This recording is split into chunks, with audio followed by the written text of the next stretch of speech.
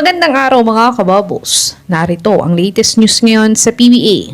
Converge at Phoenix parehas na may 2-game winning streak ngayong Governor's Cup. Meralco Boats kumuha ng bagong import para sa Governor's Cup. At Gian Mamuyak na trade na.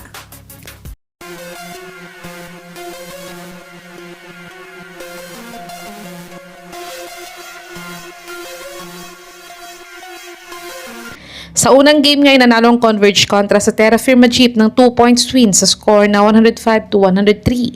At ang best player sa larong ito ay si Justin Arana na nagtala ng 31 points, 10 rebounds at 3 assists sa kanilang panalo.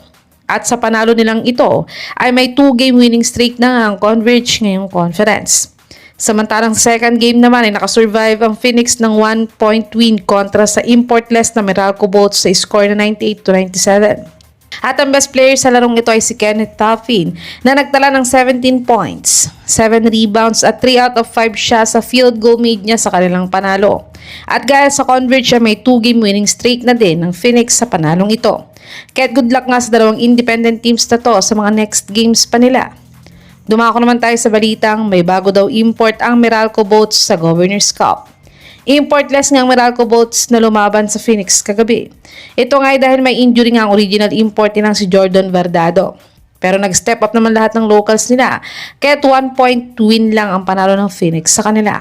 Kaya't ayon nga sa Reddit sources pin.ph, ay kinuha nga daw nila si Antonio Hester bilang replacement import nila ngayong Governor's Cup. Si Hester nga ay former import na din ng Magnolia Hotshots at Terra Firma Jeep.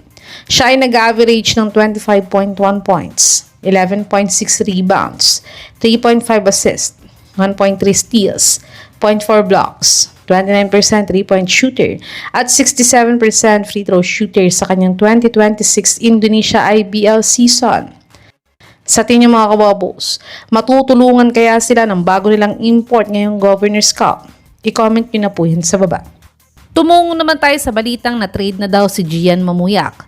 Si Gian Mamuyak nga ay ang team captain ng Rain or Shine Elasto Painters.